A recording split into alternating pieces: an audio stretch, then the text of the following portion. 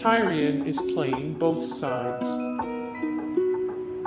Voting closed. Tyrion just wanted what was best for the Seven Kingdoms and was not playing both sides. The finale of Game of Thrones Season 7 served largely to set up the series' final season, and that meant leaving a number of questions unanswered. One such unknown was exactly what went down when Cersei Lannister and her brother, Tyrion, reached some sort of peaceful agreement during a parley, most of which occurred off-screen. Cersei predictably announced her intention to not honor the deal almost immediately after striking it, but Reddit user Achievement Joe believes that that's exactly what Tyrion told her to do.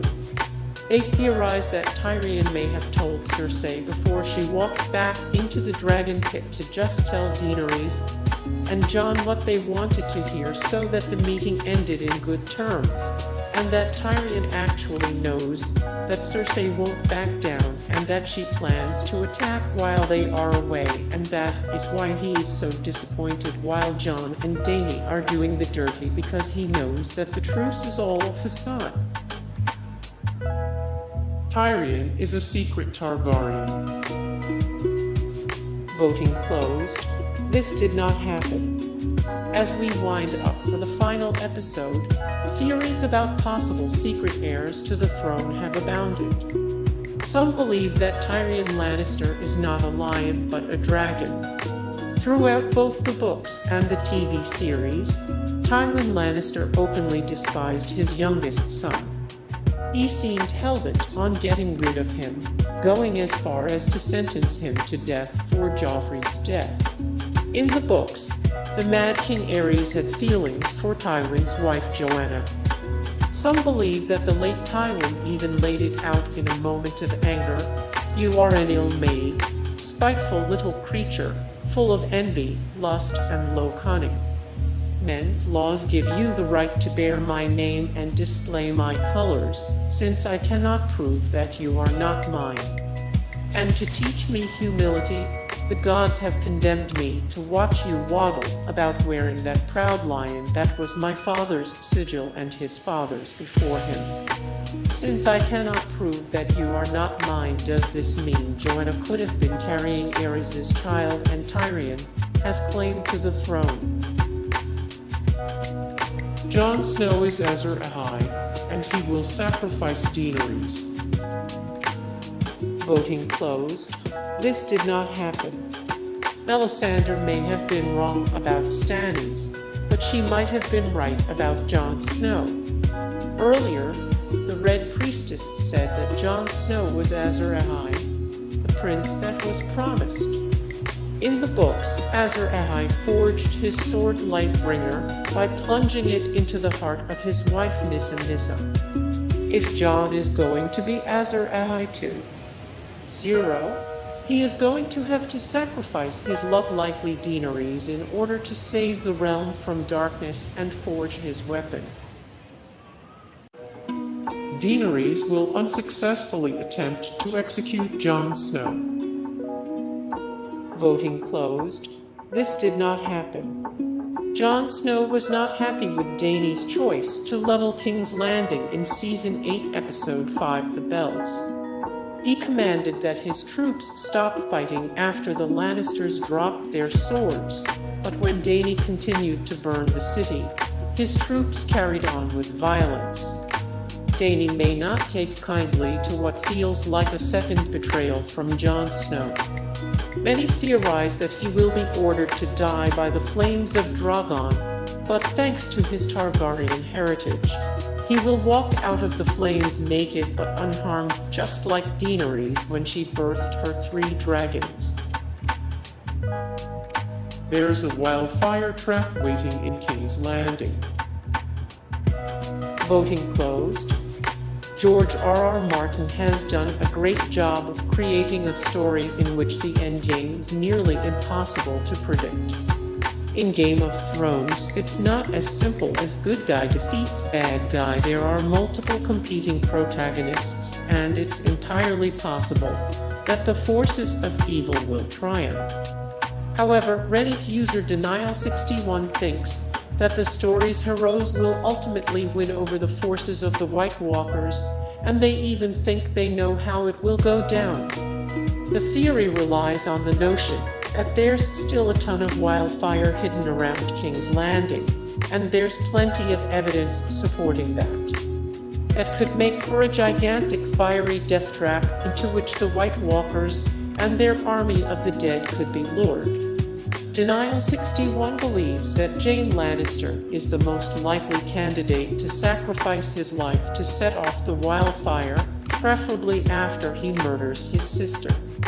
Voting closed at 12. Daenerys is, and always has been doomed. Voting closed, Daenerys met her end in the arms of Jon Snow in the series finale. Daenerys Targaryen has had a roller coaster of a character arc in Game of Thrones, going from some seriously abject conditions to the head of the most powerful fighting force on the planet. However, she's also had an air of unfortunate destiny about her ever since her prophecy-heavy visit to the House of the Undying in Season 2, and Reddit user Try Another No theorizes that the visions she saw there actually spelled out her specific doom. Daenerys is startled from her vision of a destroyed King's Landing by a blizzard. Once Dany is in the blizzard vision, she stumbles upon a tent, and inside it she finds her dead husband and son. The symbolism is obvious, and this could paint a bleak picture of her future. Daenerys will die fighting the White Walkers. As she says to Drogo in the scene, "This is dark magic.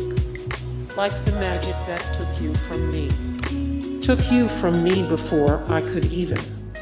Maybe I am dead, and I just don't know it yet." Melisandre is coming back to Westeros with a fiery army. Voting closed. While Melisandre didn't bring a literal army with her, she did ignite the Dothraki's weapons and set the trenches ablaze in Season 8, Episode 3, The Long Night Before Perishing. Melisandre departed Westeros for Essos during Season 7, but she swore that she would return to Westeros and that she would die there. Audiences know about the ranks of the Red Priests of Azor and their armed branch, the Fiery Hand. A force of hundreds of fire magic-wielding Azorites would certainly come in handy against the frosty troops of the White Walkers. Voting closed at 10. Arya is going to kill Daenerys. Voting closed. Jon Snow killed Daenerys. Arya barely made it out alive after Daenerys ignored the bells and laid waste to King's Landing. As the young Stark made her way through ashes and corpses, a pale white horse found its way to her. Many Redditors were quick to point out how a pale horse is symbolically linked to death, like in the Book of Revelation in the Bible. "And I saw, and behold, a white horse, and he that sat on him had a bow, and a crown was given unto him, and he went forth conquering, and to conquer." Fans also noted that Melisandre told Arya she would close brown, blue, and green eyes. She hasn't killed anyone with green eyes yet, but Daenerys could be the answer to that prophecy. Everything is leading up to a Mindbowl. Voting closed. Arya Stark physically ended the Night King in Season 8, Episode 3, The Long Night.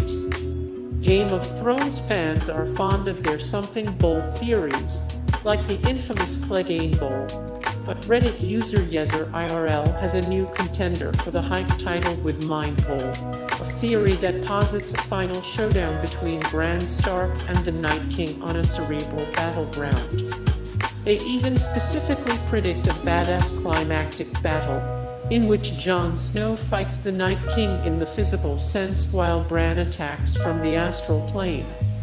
It has already been established that the Night King can physically interact with Bran's mental projections, so why couldn't it work the other way around? Voting closed at 8. There are going to be more dragons. Voting closed. This did not happen. Dany lost Viserion to the Night King in Season 7, and seemingly regal to Euron in Season 8. Some Redditors believe that not only will Regal be resurrected by some sea magic, but some new dragons will also make their way to the battle at King's Landing. In Game of Thrones lore, dragons can change their sex as needed.